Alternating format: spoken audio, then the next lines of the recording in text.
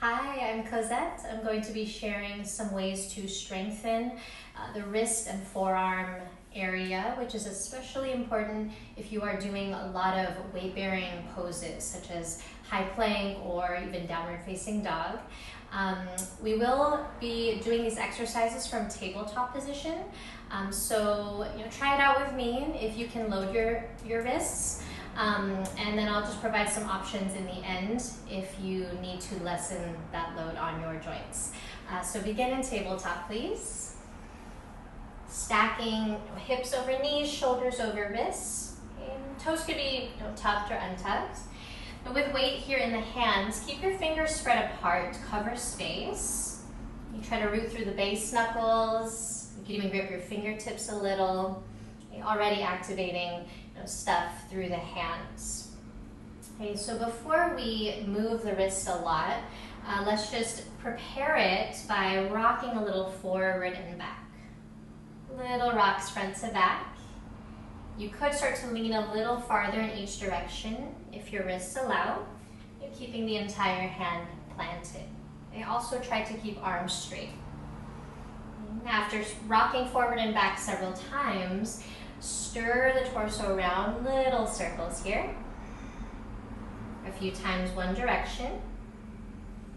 The circle could get wider, just be mindful. Okay, switch directions if you haven't already. Stirring the torso. And come to center. Okay, we're going to do some finger taps to try to isolate the fingers and wake up more in the hands. So can you lift your thumbs, and tap your thumbs. Let your thumbs relax down, lift your index fingers and tap them. It might be easier to move the shoulders behind your wrists if necessary. Okay, let's lower the index fingers, now middle fingers tap. Okay, sometimes one hand is a little easier. Then ring fingers tap, this one's tough. And then pinkies up, fancy little taps. Little taps, then pinkies down. All right, let's return to stacked joints here with shoulders over the wrists. And we're going to first start by strengthening under the forearm and wrist to wake up the wrist flexors that make your hand move down. Okay, so in tabletop, keeping your forefront base knuckles rooted and arms straighter, can you lift the heel of the palm, the base of the palm? So your thumbs will probably leave the ground as well. In slow motion, slower is stronger, lower the heels down.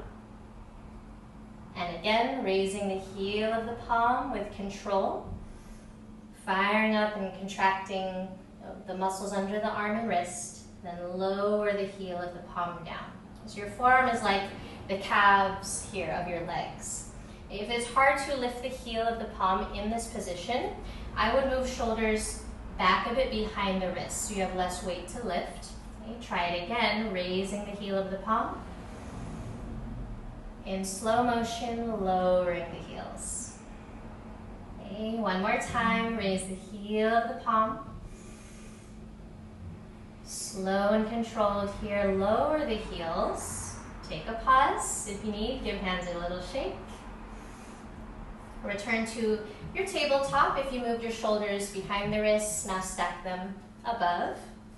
And you're working now on strengthening the wrist extensors, the opposite side of the arm and wrist. These muscles help you move your hands, the top or back of the hand towards you. So we're already in wrist extension. And just lean your chest forward a little more, as much as you can, as much as your wrists allow. And then think of pulling your fingertips up and back towards your arms. As you pull your fingertips up and back, keep pulling, and start to move your torso back, keeping the heel of the palm on the ground. Pulling fingertips towards you, active wrist extension. Reset in tabletop, hands flat. Again, leaning forward as much as you can. Then pulling fingertips towards your arms. You shouldn't really see much happening, but you feel it. Keep pulling fingertips back, back, back. Lean your torso back. Okay. Then reset. Okay, one more time, we're gonna lean forward as much as your wrist allows with the hand flat. Then pulling fingertips towards your arms. Keep pulling them up and back. Pull, pull, pull. And most of the hand will leave the ground as you lean back. The base of the palm is still on the mat. Then reset in tabletop. Give your hands a little shake. Okay, that's that for waking up these muscles through the wrist and forearms. You want to really take care of this area because most of the bones in the wrist are very small. So you want to create stability. If you cannot do these exercises from tabletop, you can always do it against a wall, with arms a little higher than the shoulders so you can extend the wrists more actively. And I hope this is very helpful for your practice. Thank you.